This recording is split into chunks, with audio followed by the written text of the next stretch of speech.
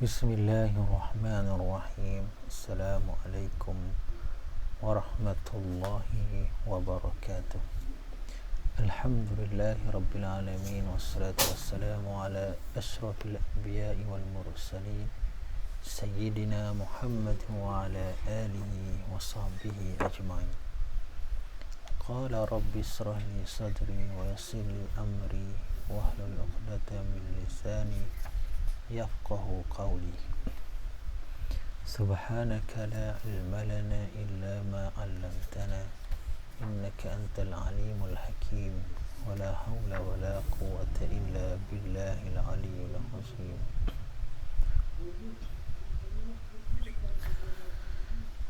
Alhamdulillah, syukur pada Allah Subhanahu wa taala. Hari ini kita akan sambung perbincangan dalam fiqh sirah kita. Pada siri yang seterusnya berkenaan dengan ancaman ataupun dugaan yang diterima oleh Nabi sallallahu alaihi wasallam dan as-sabiqun al-awwalun, orang-orang yang pertama meluk Islam. Apa yang telah kita baca pada siri yang lepas berkenaan dengan hadis Khabbab bin Arat, iaitu hamba kepada Ummul Ammar binti Shiba al-Khuzaiyah, orang musyrik yang menimpakan kepadanya pelbagai penyiksaan. Mereka mencekam rambut kepalanya lalu menariknya dengan kuat. Seterusnya mereka memutar kepalanya secara paksa dan membaringkannya berkali-kali di atas bara api yang menyala. Kemudian di atas badannya diletakkan batu besar hingga dia tidak dapat bangun.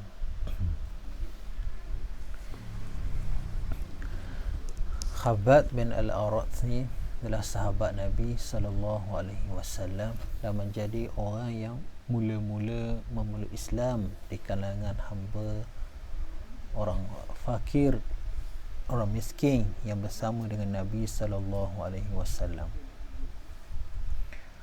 Dalam hadis riwayat Imam Bukhari, kita telah baca pada siri yang lepas, Khabbab bin al-Arat pergi mengadu kepada Rasulullah sallallahu alaihi wasallam berkenaan dengan siksaan yang diterima oleh para pengikut dan orang-orang Islam pada ketika itu. Khabbab bin al-Arat tidak kecuali menerima penyiksaan daripada Quraisy, daripada tuannya, seorang perempuan yang bernama Ummul Ammar binti Shiba al-Khuzaiyah.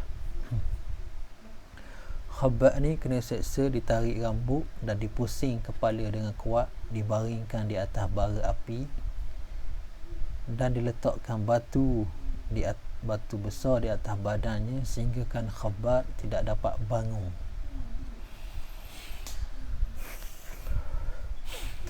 Lalu Khabbab pergi mengadu kepada Nabi sallallahu alaihi wasallam. Dalam hadis riwayat Bukhari itu, Nabi memberitahu bahawa kaum-kaum sebelum daripada kamu ada yang dibunuh kerana mempertahankan agama, tetap di atas jalan dakwah.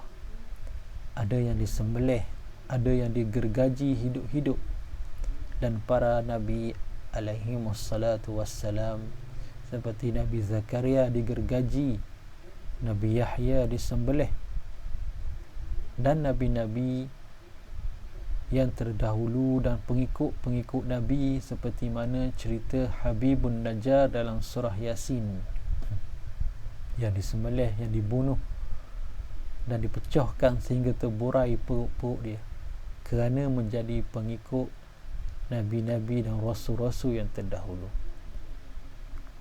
Nabi SAW sebut kepada Khabbab bin al-Arat, memberi motivasi, memberi semangat Masa tu Nabi tidak ada kuasa di tangan. Orang Islam masa tu dalam keadaan masih lagi lemah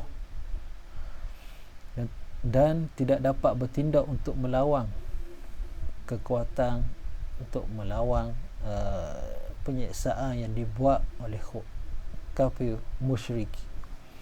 Tapi Nabi memberi kata-kata semangat kepada para sahabat radhiyallahu anhu, seperti mana Nabi memberi jaminan syurga kepada keluarga Yasir.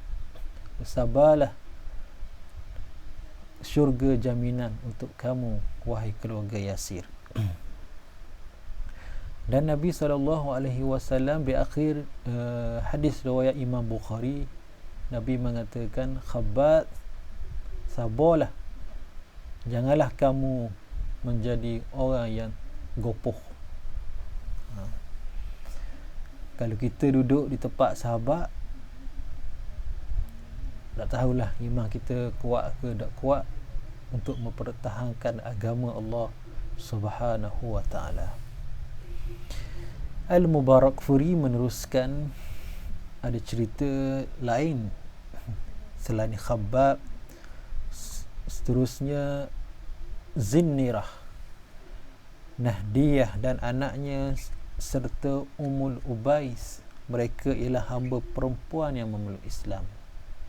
Orang musyrik menimpakan kepadanya pelbagai seksaan yang hampir sama yang dilakukan ke atas Khabbab bin Al-Arath, seorang hamba perempuan milik Bani Muammal, salah satu caban daripada Bani Adi yang memeluk Islam.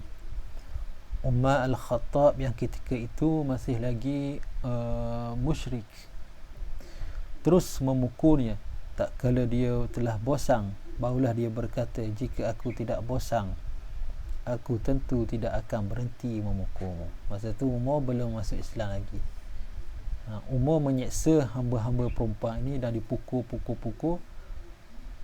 sampai Umar kata, aku rasa bosan, baru aku berhenti. Lagi aku tak bosan, lagi aku tak berhenti. Semua hamba perempuan ini dibeli oleh Abu Bakar lalu dimerdekakan, seperti mana Sayyidina Bilal ibn Rabbah dan Amir bin Furaihah. Cerita-cerita ini banyak disebut dalam kitab sirah Ibnu Hisham rahimahullah ta'ala. Jasa besar Abu Bakar dalam perkembangan awal Islam, banyak menghabiskan harta, membebaskan hamba-hamba, dimerdekakan hamba-hamba yang masuk Islam. Abu Bakar pergi beli dan Abu Bakar bebaskan. Inilah perjuangan dan pengorbanan sahabat Nabi SAW. Orang musyrik membungkus beberapa orang sahabat dengan kulit unta, bungkus dengan kulit unta dan kulit lembu, lalu melemparkannya di tengah terik panas matahari yang menyengat. Gulung dalam kulit unta, gulung dalam kulit lembu, gelepar tengah pada pasir. Mereka juga memakaikan jubah besi, baju besi secara paksa kepada beberapa orang para sahabat yang lain, lalu melemparkan ke batu yang sedang panas. Cuaca panas, pakai baju besi pula. Diseksa sahabat-sahabat inilah penyiksaan yang diterima oleh sahabat-sahabat radhiyallahu anhum ajma'in. Tidak diketahui berapa ramai orang Islam yang terkorban kerana memeluk Islam. Siapa saja yang diketahui memeluk Islam, orang musyrik pasti akan cari dan akan seksa. Tidak terkecuali para sahabat Nabi SAW juga menerima kecaman dan gangguan daripada orang-orang Quraisy.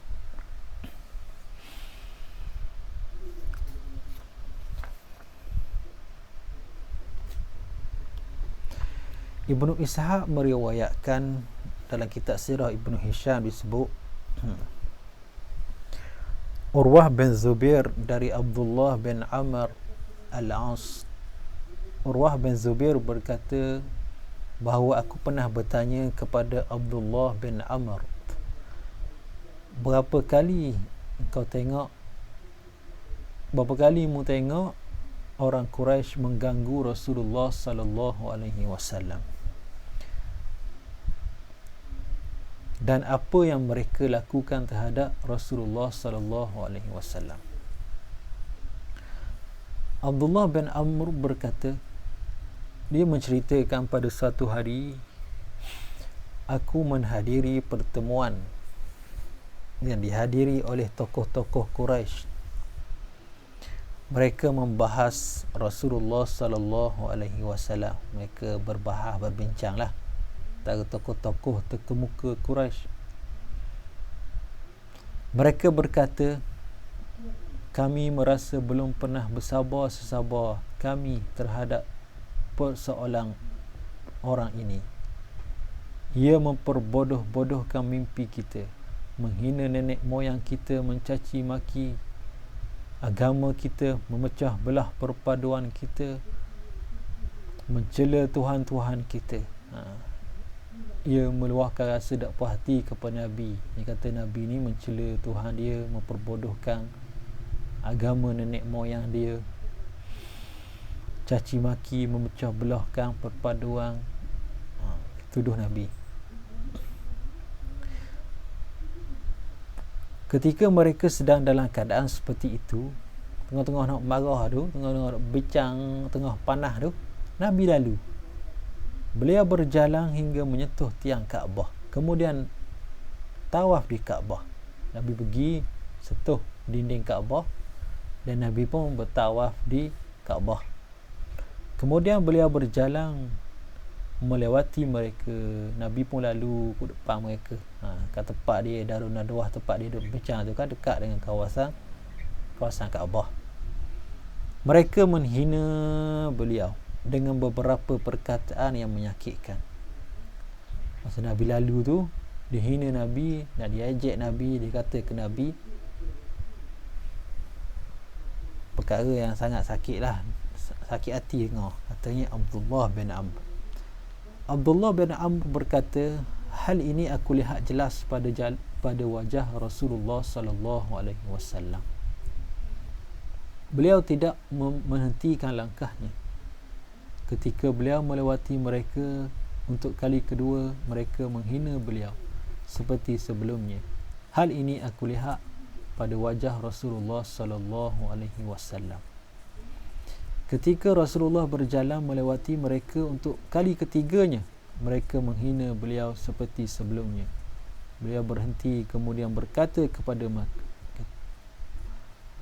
Pertama Nabi lalu, dia ejek, dia hina Nabi. Kali kedua Nabi lalu, dia hina Nabi lagi. Kali ketiga Nabi lalu, dia ejek Nabi lagi. Kali yang ketiga Nabi berhenti. Nabi kata, hai orang Quraisy, demi zat yang jiwaku berada di tangannya, apakah kamu tidak mendengar bahawa aku datang kepada kamu dengan membawa kebinasaan? Abdullah bin Amr berkata, ucapan Rasulullah sallallahu alaihi wasallam di atas amat terkesan pada diri orang-orang Quraisy. Setok, senyap sunyi bila Nabi kata gitu. Hingga salah seorang daripada mereka diam terpaku, seolah-olah ada burung bertenggek di atas kepalanya. Makna kerah ketung, cengang dengar bila Nabi sebut gitu. Dan hingga orang yang paling keras permusuhannya kepada beliau sebelum ini, setelah mendengar ucapan tersebut, berusaha menenangkan beliau dan meminta maaf kepada beliau dengan kata-kata yang sebaik mungkin. Dan ia berkata, pergilah wahai Aba Qasim. Ini gelarang laqab Nabi dengan demi Allah engkau bukan orang bodoh. Belum ada kata Nabi gitu gini, Nabi gitu gini. Tiba-tiba bila Nabi jawab sepatah, senyap sunyi, cengang belaka. Kalau ada burung duduk atas kepala, burung duduk lari, warna kerah ketung. Dan minta maaf pula dengan Nabi. Inilah keizzahan yang ada pada jiwa Rasulullah sallallahu alaihi wasallam, sehingga musuh-musuh terasa gentar kemuliaan yang Allah Subhanahu wa taala letakkan pada diri Rasulullah sallallahu alaihi wasallam. Abdullah bin Amr bercerita lagi, pada keesokan harinya orang Quraisy mengadakan pertemuan di Hajar Aswad dan aku hadir di pertemuan tersebut. Abdullah bin Amr masa ni dah masuk Islam lagi. Dia ni antara orang-orang top 10 lah Mekah. Ada perjumpaan dengan pembesar-pembesar Mekah, dia ada sekali.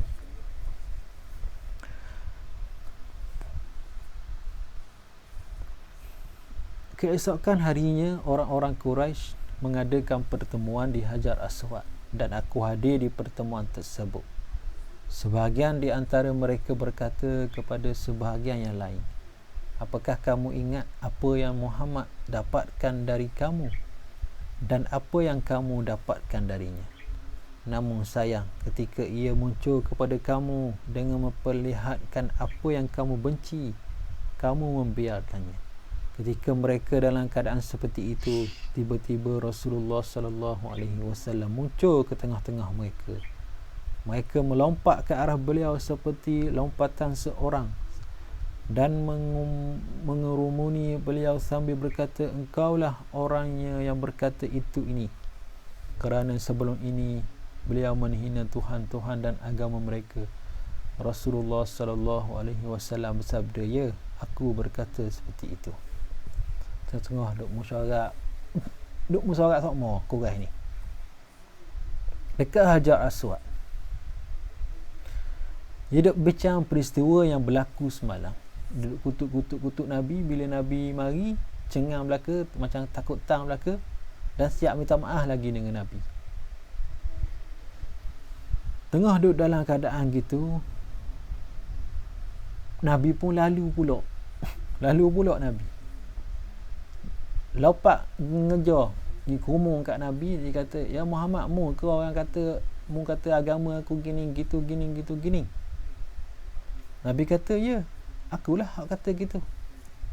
Akulah yang mengatakan agama nenek moyang kamu ni sesat. Abdullah bin Amr berkata, sungguh aku lihat salah seorang daripada orang-orang Quraisy tersebut memegang baju gamis Rasulullah sallallahu alaihi wasallam. Gerang ke Nabi ni, dia pegang baju Nabi. Macam kita pergi cekok leher lah. Melihat yang demikian, Abu Bakar berjalan ke arah beliau dengan menangis. Abu Bakar berkata, apakah kamu akan membunuh seseorang hanya kerana ia mengatakan Tuhanku Allah? Kemudian mereka membubarkan diri. Itulah gangguan paling berat yang dilakukan oleh orang-orang Quraisy terhadap Rasulullah sallallahu alaihi wasallam. Seperti aku lihat ni cerita daripada Abdullah bin Amr dalam kitab Sirah Ibnu Hisham diceritakan. Ibnu Ishaq berkata bahawa sebahagian dari keluarga besar Ummul Kalthum, puteri Abu Bakar, bahawa Ummul Kalthum berkata pada satu hari Abu Bakar pulang ke rumah. Ini cerita daripada Ummul Kalthum, yakni anak Abu Bakar, adik-beradik kepada Ummul Mukminin Sayyidatina Aisyah radhiyallahu anha.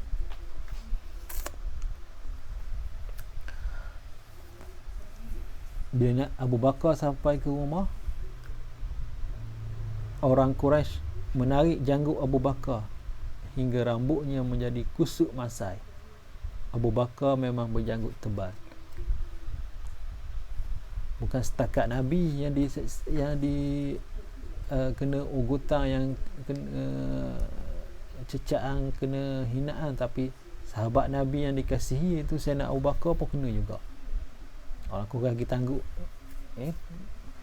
pegang janggut Abu Bakar, janggut lebat, senjah mana teleng kepala musing warna lah, apa dia kusut masa apa rambut mana kuat ni senjah.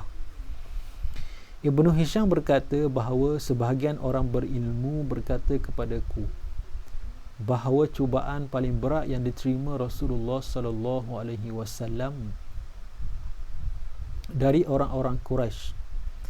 Pada suatu hari beliau keluar ke rumah. Beliau tidak bertemu dengan siapa pun, melainkan seseorang mendustakan beliau dan mengganggunya. Ia orang merdeka atau hamba. Setelah itu Rasulullah sallallahu alaihi wasallam pulang ke rumahnya dan mengenakan selimut kerana sedih atas apa yang terjadi kepada beliau. Kemudian Allah Subhanahu wa taala menurunkan ayat, Ya ayyuhal muddathir qum fa'anzir. Wahai orang yang berselimut, bangunlah, kemudian berilah peringatan. Katanya Ibn Hisham, dia kata apa yang paling dahsyat sekali yang berlaku pada Nabi keluar rumah, orang pakai ejek belakang Nabi. Tak ada seorang yang nak terima Nabi, yang hormat Nabi. Semua orang mendustakan Nabi. Dan Nabi rasa sedih. Nabi balik ke rumah dan Nabi berselimut. Diturunlah ayat, Ya ayyuhal muddathir qum fa'anzir. Surah Muddathir ayat 1 hingga 2.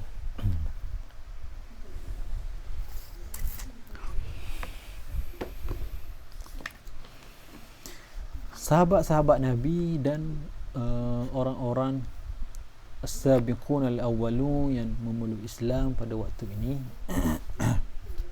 dimusuhi dan diseksa.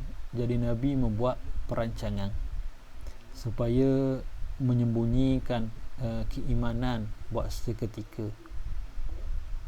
Antara langkah yang bijaksana yang diambil oleh Rasulullah sallallahu alaihi wasallam dalam menghadapi seksaan-seksaan tersebut adalah menahan umat Islam untuk tidak menampakkan secara jelas keimanan mereka, sama ada dalam bentuk ucapan maupun tindakan. Maknanya nusuk-nusuklah dulu, jangan terang-terang sangat.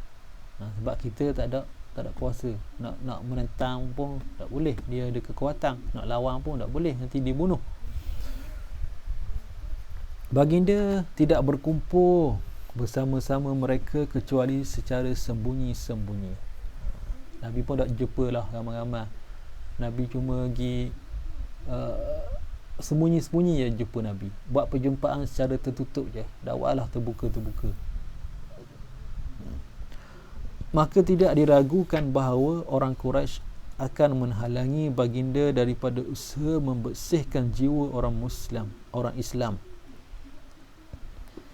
Selain itu, mereka berkumpul bersama para sahabat secara terbuka juga berpotensi menyebabkan terjadinya pergaduhan antara orang Islam dan orang musyrikin. Tak buatlah kumpul secara terang-terangan, takut jadi pergaduhan.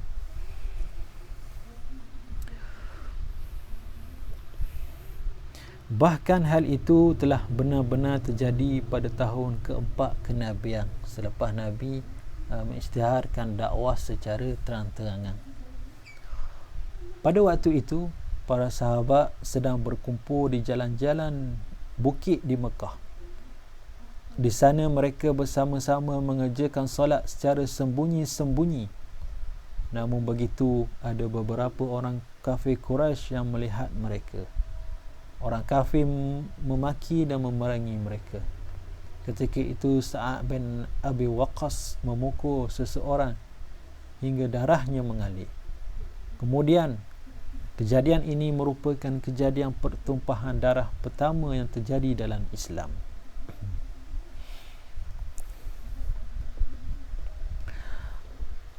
Sa'ad bin Abi Waqqas masa tu tak masuk Islam lagi. Dia tengok ada orang duduk sembahyang, orang Islam duduk sembahyang, duduk mengaji, duduk baca Quran di celah-celah bukit, jalan-jalan nak menuju ke Mekah. Tak Abi Waqqas pun pergi pukul, pergi katak orang tu sampai berdarah, sampai mengalir darahnya.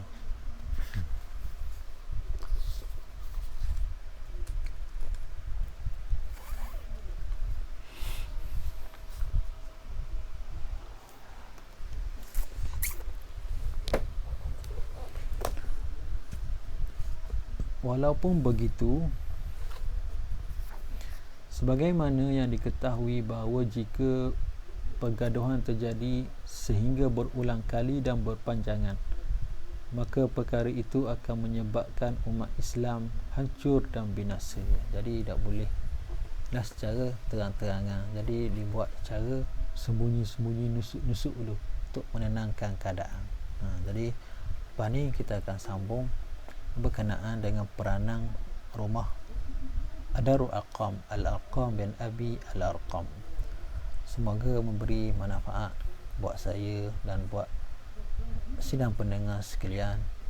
Moga-moga memberi kefahaman dan minat untuk kita mempelajari sirah Nabi sallallahu alaihi wasallam. Allah taala alam. Assalamualaikum warahmatullahi wabarakatuh.